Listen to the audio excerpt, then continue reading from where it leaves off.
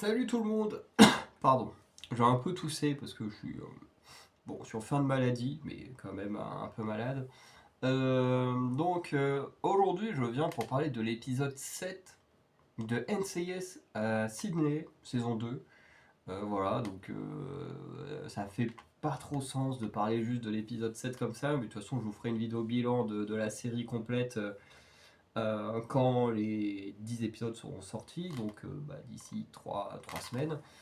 Mais je tenais absolument à parler de cet épisode parce que c'est peut-être l'épisode actuellement de. Enfin, je veux dire, quand on regarde NCIS, il y a tellement d'épisodes que c'est difficile, j'ai envie de dire, de ressortir des épisodes qu'on préfère.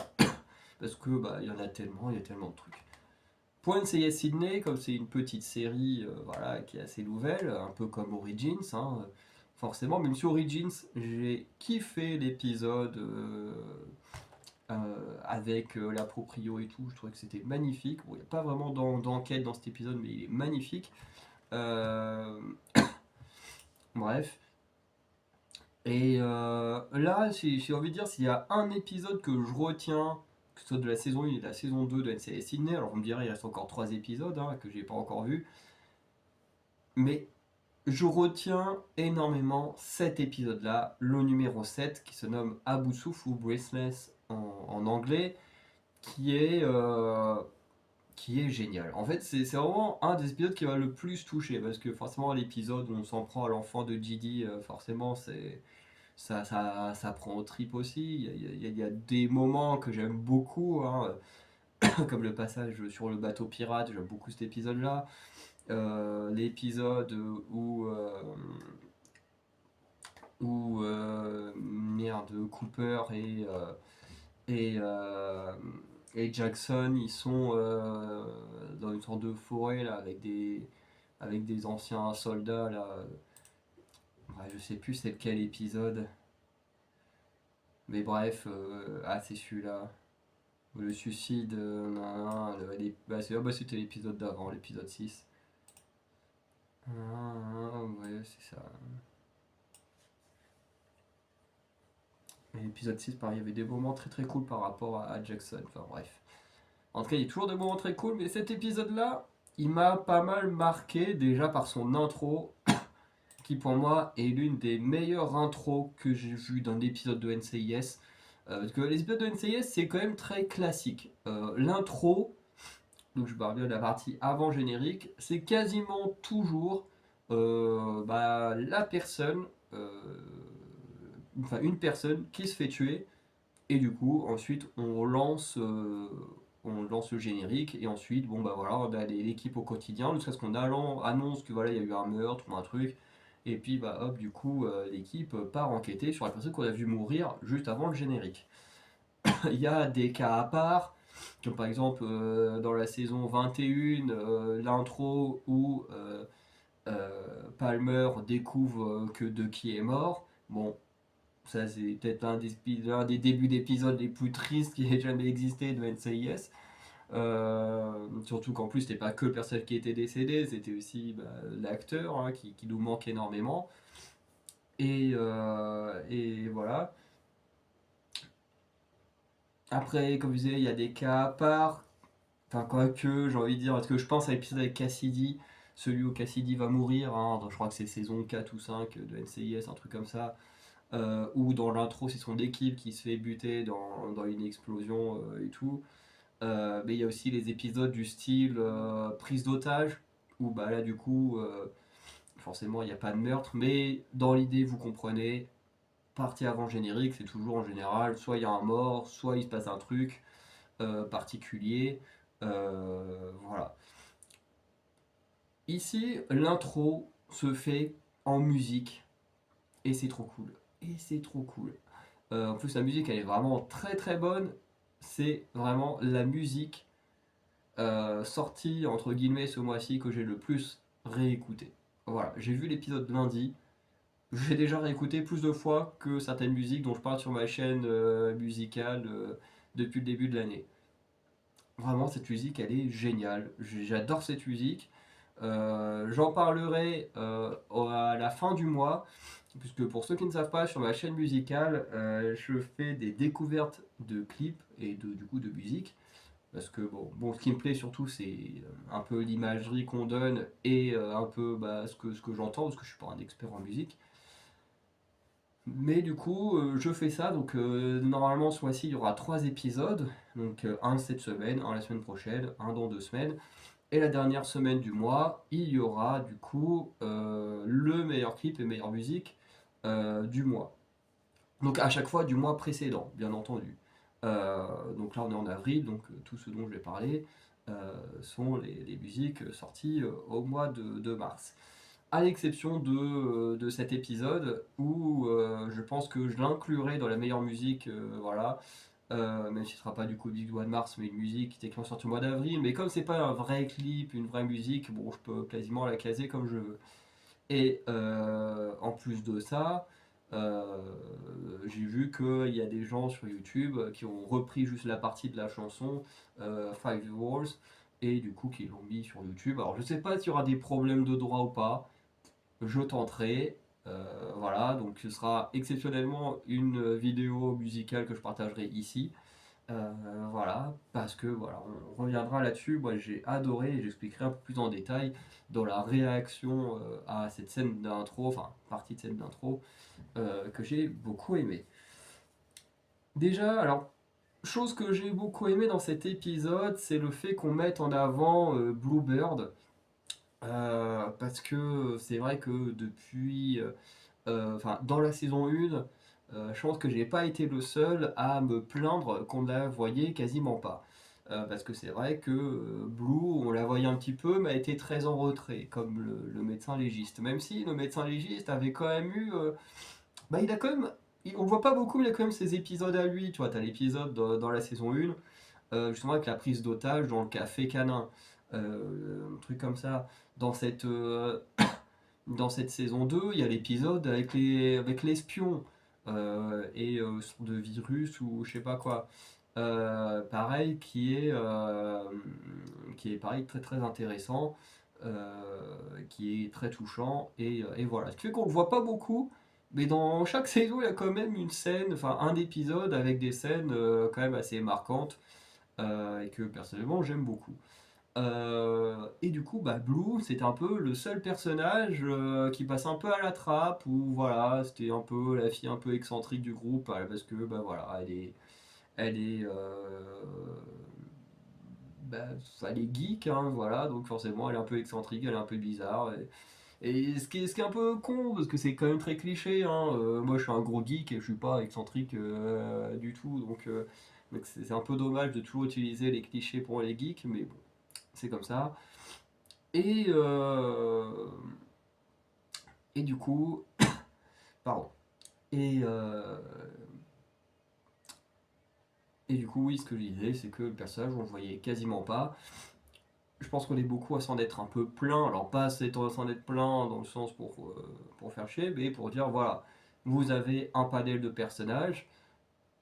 Il y en a un que vous utilisez quasiment pas, donc ce serait bien de le montrer un peu plus, quoi. Voilà. Parce que, c'est.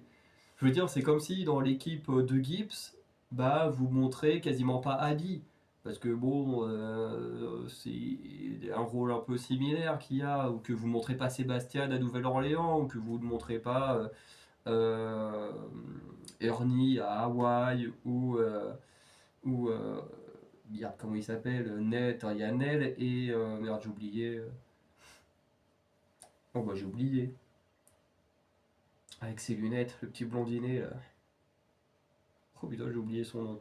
Bref, vous voyez de qui je parle, c'est comme si tout cela on les mettait de côté. Voilà, ce serait un peu bizarre. Donc c'était normal de demander à ce que Blue soit montré un peu plus à l'écran. Et c'est ce qu'on a eu. Alors c'est marrant parce que la,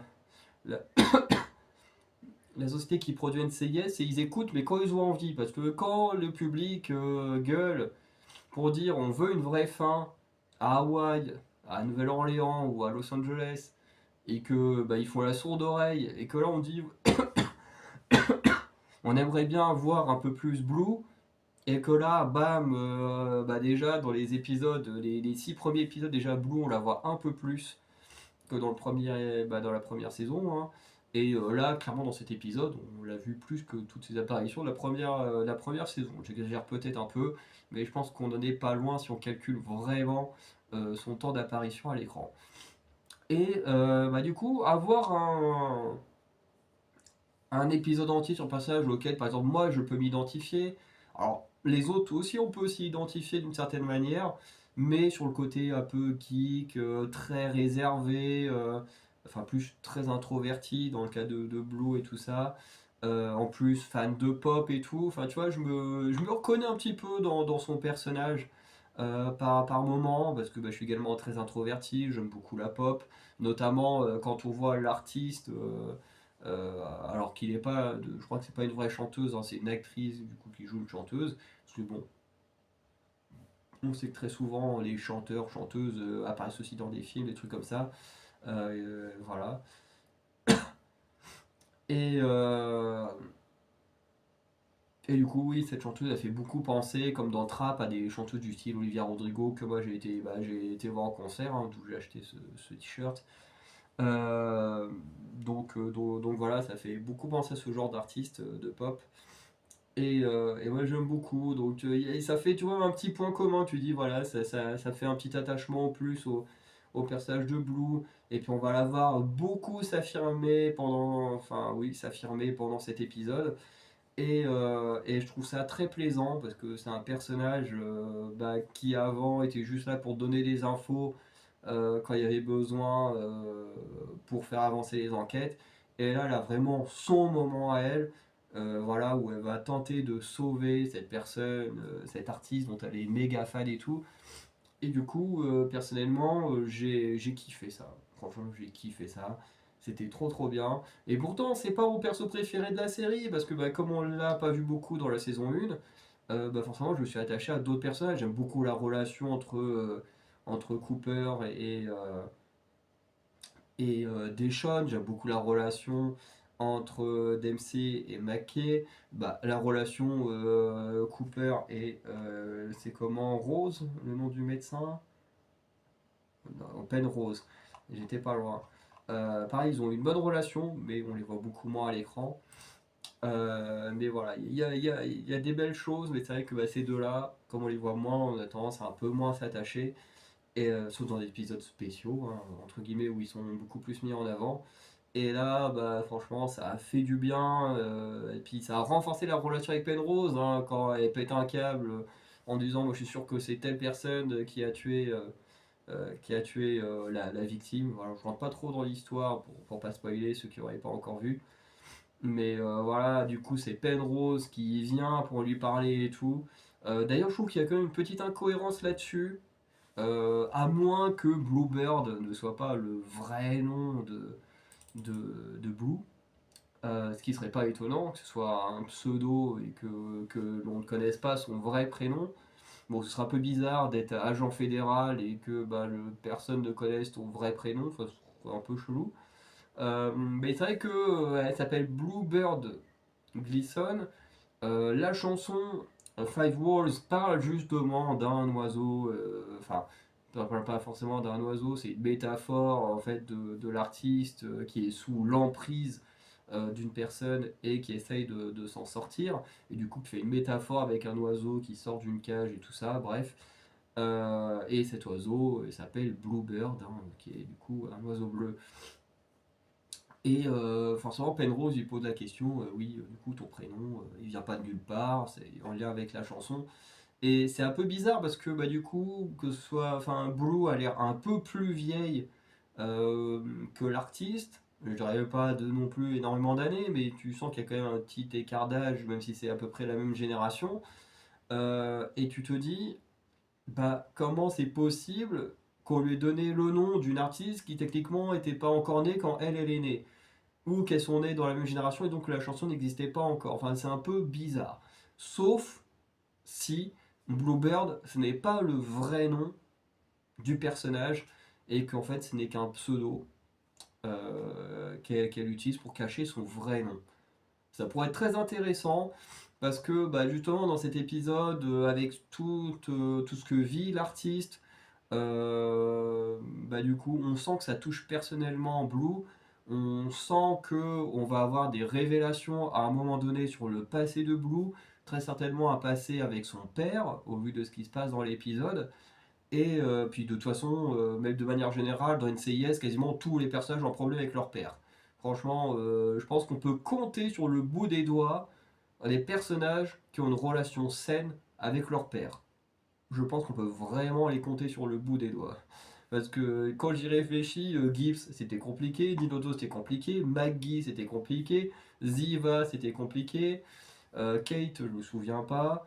J'ai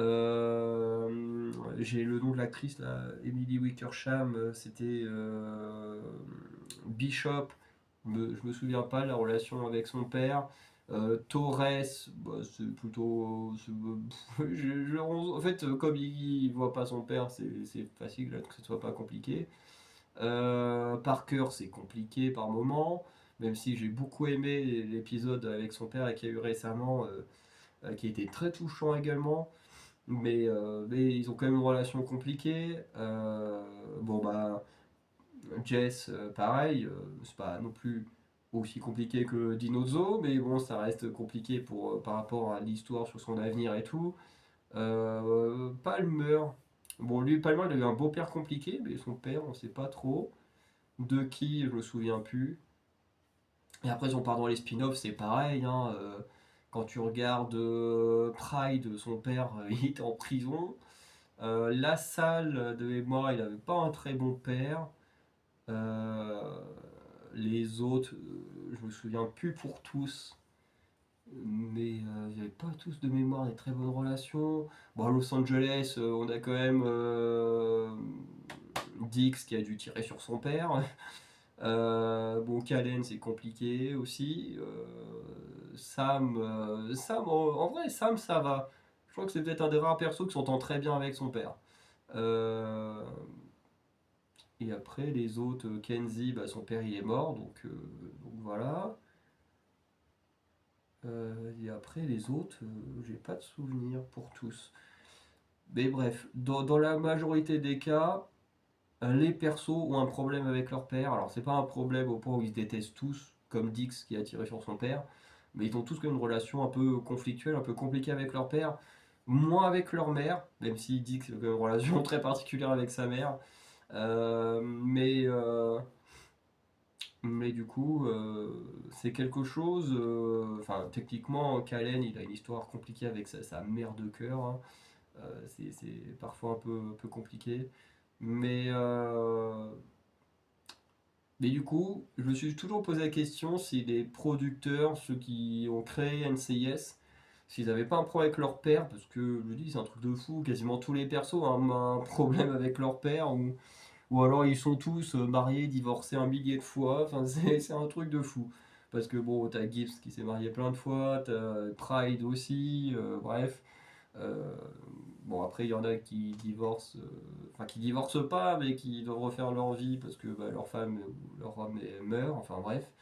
Je pense à certains personnages comme Sam ou Jimmy, enfin bref. Toujours des relations très très compliquées, les persos de NCIS. Et je pense que pour Blue, et à un moment donné, on va avoir des révélations qui iront dans ce sens-là. Euh, donc voilà, je pense pas qu'elle sera comme un Gibbs, voilà, avoir été mariée 3 fois divorcée. Mais je pense qu'on apprendra qu'elle a eu une vie difficile à cause de son père et que voilà, c'est pour ça que les musiques de l'artiste font énormément écho sur elle-même. Parce que c'est vrai que quand on entend la musique au début, avec la façon dont c'est filmé, on a l'impression que, que l'on parle de Blue, puisque bah, la chanson fait écho au fait qu'une personne de mémoire aide la chanteuse justement à pouvoir s'évader et tout ça. Donc la façon que c'est fait, on pense que c'est Blue, mais en fait non, c'est la victime. Euh, mais on sent quand même que ça touche Blue, ça lui parle énormément, donc dans la logique, dans la logique, il y a une histoire qu'on nous racontera à un moment donné sur Blue liée à son passé. Peut-être que, comme c'est très souvent arrivé, hein, que les proches d'agents du NCIS soient impliqués dans une affaire. Peut-être qu'à un moment donné, on découvrira le père de Blue lors d'une enquête ou un truc comme ça, et puis du coup, on en apprendra un peu plus sur son passé.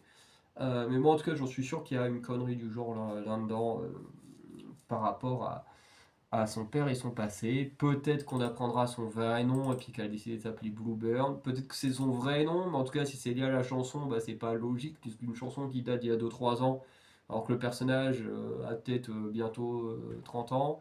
Enfin, ça se voit que l'actrice doit avoir autour de la trentaine. Donc, ouais, c'est ça. L'actrice est née en 96, elle a 29 ans. Elle a quasiment le même âge que moi, parce que j'ai un an de plus. Mais voilà, donc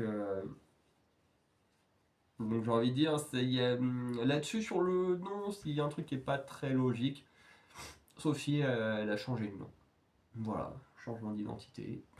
Mais voilà. Je suis sûr qu'on aura une révélation à un moment donné sur Blue qui sera vraiment très très cool et qui nous permettra de la remettre à nouveau en avant, comme dans cet épisode. Peut-être qu'il faudra attendre la saison 3, mais en tout cas, j'ai hâte d'en connaître un peu plus sur ce personnage-là. Autre chose, avant qu'on termine la vidéo, qui m'a marqué, bon, l'enquête et tout, elle est plutôt sympa, l'épisode est très sympa. C'est aussi le côté très réaliste des fans, un peu trop fans, fans au point d'être très dangereux. Et ça, honnêtement, ça m'a beaucoup parlé, parce que c'est un peu quelque chose qui fait peur quand on se lance sur Internet. Ce qui fait que peut-être que jamais j'atteindrai un stade énorme sur Internet et du coup, voilà, je serai connu que d'une certaine niche qui est abonné à mes chaînes YouTube. Peut-être que je deviendrai connu et là, ça fait peur parce que, ben, en fait, ce qu'on voit là avec la chanteuse, c'est quelque chose qu'on voit partout.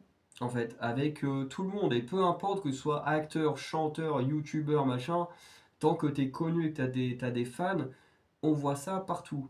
Je pense notamment à une chanteuse coréenne que j'aime beaucoup, qui s'appelle Nayeon, qui fait partie du groupe Twice, qui, dans la vraie vie, a vécu ce que le personnage de la chanteuse vit avec sa fan. C'est-à-dire que quand sa fan, elle lui dit oui, mais regarde dans le message, elle m'a dit merci avec 3 cœurs, donc ça veut dire qu'elle m'a dragué, qu'elle m'aime, machin, qu'on va se mettre en couple et tout. Bah, il faut savoir que ce genre de cas existe et que cet artiste Nayeon, vous pouvez faire des recherches sur internet, cette chanteuse que moi personnellement j'aime énormément, plus j'ai son premier album juste à côté, euh, elle a vécu la même chose dans le sens où il y a un gars, je sais pas de quelle origine, mais qui est venu plusieurs fois en Corée, qui suivait l'artiste partout, qui était méga effrayant, qui pareil pensait qu'il était en couple avec elle, qu'il était amoureux d'elle de fou, alors qu'elle elle sait même pas qui est ce gars-là. Et ça a été suffisamment loin pour que le gars soit interdit de mettre les pieds en Corée du Sud. Franchement, c'est un truc de fou. Le mec était tellement effrayant à le suivre partout, à penser qu'il était en couple avec elle, qu'on a dû lui interdire de mettre les pieds dans un pays. C'est une dinguerie. Là, dans NCIS Sydney, la fan un peu hardcore, on lui interdit d'aller au concert de la chanteuse. On lui interdit pas un pays parce que bon bah euh, là l'artiste elle est en tournée machin, donc bon voilà. Euh, mais c'est effrayant de se dire que ces gens-là existent, puisque bah faites des recherches, vous tapez Imnayon harceleur ou un truc comme ça, je pense que vous trouverez des infos très facilement. Euh, et c'est du coup exactement la même histoire, hein, de la personne qui pense qu'il est en couple ou que l'artiste est amoureux de lui alors que bah, l'artiste ne sait même pas t'es qui. Parce que bah, sur des millions de fans, l'artiste ne peut pas connaître tous ses fans. Et ça amène des fois à des dérives bah, catastrophiques, hein, sans compter les artistes qui ont été C'est pas John Lennon qui a été assassiné par un de ses fans. Enfin bref, c'est un bordel. Euh, Quand tu vois la plupart des youtubeurs ou ces gens-là, quand on leur pose la question est-ce que vous avez déjà eu des fans bizarres, tous quasiment ont la même anecdote de fans qui te suivent dans la rue ou de choses comme ça, ou voilà, qui t'observent au loin parce qu'ils osent pas venir te parler, mais en fait c'est quand même hyper creepy, tu vois. Vaut mieux aller parler à la personne, lui dire ah salut, je t'ai reconnu, est-ce que je peux faire une photo ou un truc, plutôt que de rester à te regarder au loin, c'est hyper creepy, c'est effrayant. Et bon, là, on est dans le cas du personnage dans la série et bah, dans le cas personnel de Nayeon, on est quand même sur des extrêmes, hein. En plus, là, dans la série, la personne elle récupère tout ce qu'elle peut qui a été touché par l'artiste. Donc là, on est vraiment sur des cas extrêmes. Mais moi, c'est quand même un truc tu vois, qui fait peur. Des choses auxquelles j'ai réfléchi avant de me lancer sur YouTube. Je me suis dit, est-ce que je suis prêt à vivre ce genre de choses-là si un jour j'explose sur Internet? Parce que bah, tu te dis, si j'explose sur Internet, bah, proportionnellement, il y a plus de gens qui vont me regarder. Plus il y a de gens qui vont me regarder, plus il y a de chances que bah, il y ait des tarés dans l'équipe, quoi. C'est con à dire, mais c'est logique. Voilà, quand on touche une petite base, là, les gens qui me suivent, ils sont très cool. Enfin, je pense, en tout cas, ceux qui commentent, en tout cas, sont très cool. Mais voilà, plus je vais grandir, plus bah, forcément, je vais toucher des gens qui seront peut-être pas bien dans leur peau et puis qui seront capables de faire des choses terribles, hein. Pareil, je pense à une histoire que j'avais entendue de Marine L'Orphelin, donc ancienne Miss France, qui avait raconté qu'un fan était tellement obsédé par elle qu'il avait poignardé le compagnon de l'orphelin. Alors le gars il est pas mort, heureusement, mais c'est là où tu dis, il y a des gens qui sont tellement fans de toi qui peuvent aller très très loin. C'est une dinguerie. Donc moi, c'est un épisode en fait qui m'a beaucoup fait travailler, qui m'a beaucoup parlé. Donc voilà, sur mon aspect où bah, je deviens une image publique hein, en faisant des vidéos là. Alors oui, on peut dire avec 200 abonnés, c'est pas non plus un truc de fou. Mais le truc, c'est que bah, quasiment tous les mois, je gagne 3 4 abonnés, et des fois un peu plus. J'ai pas envie de dire des fois un peu moins, parce que bah, sur cette chaîne-là, je gagne toujours un petit peu d'abonnés tous les mois. Et puis bah, petit à petit, plus je vais grandir, plus je vais être vu, plus je vais gagner d'abonnés. Et forcément que voilà, ce genre de cas euh, me feront de plus en plus peur. Alors je dis pas que je suis H24 en train de penser que dès que je vois quelqu'un dans la rue, la personne peut me connaître ou va me faire du mal ou quoi que ce soit, mais je me doute bien qu'un jour, voilà, je suis déjà tombé sur des tarés en ne connaissant personne. Bon, j'en suis très bien sorti, mais je pense que c'est encore pire quand c'est quelqu'un qui te connaît et qui est censé bien t'aimer, quoi. Bref. Et en même temps, bah, j'ai kiffé l'épisode parce que j'ai pu m'identifier à Blue, voilà, qui fait un très très bon épisode, sans compter cette introduction en mode avec une musique qui est incroyable, que j'écoute en boucle actuellement. Voilà, donc je vous ferai une petite vidéo, ne vous inquiétez pas, à la fin du mois, dernière semaine du mois. Je pense que je vais enregistrer tout ça pendant le week-end. Mais ouais, là, oui, entre le 28 et le 30, je vous partagerai une vidéo. Alors, il n'y aura pas que la vidéo, enfin, il n'y aura pas que la partie Blue. Il y aura aussi l'artiste que j'ai vraiment préféré du mois de mars, plus la partie sur Blue. Voilà. Donc, j'ai pas mal parti à droite à gauche. Voilà, parce que je voulais surtout parler de ce qui m'avait marqué et ce qui m'avait plu dans cet épisode. Sans parler trop de l'épisode pour pas spoiler quoi que ce soit, même si techniquement l'épisode est sorti vendredi dernier, donc ça fait quand même un petit moment. Mais voilà, je préférais quand même rester safe et ne pas trop en dire. Et surtout dire ce que moi, ça m'a fait, enfin, ce que l'épisode m'a fait. Donc n'hésitez pas à liker, à vous abonner, à laisser un petit commentaire. Voilà, laissez un petit nom sur Tipeee si vous voulez soutenir nos projets, nous aider à améliorer notre matériel et faire des meilleures vidéos. Et sinon, bah, je vous souhaite une bonne soirée, je vous dis à très bientôt pour de nouvelles vidéos. Allez, ciao tout le monde.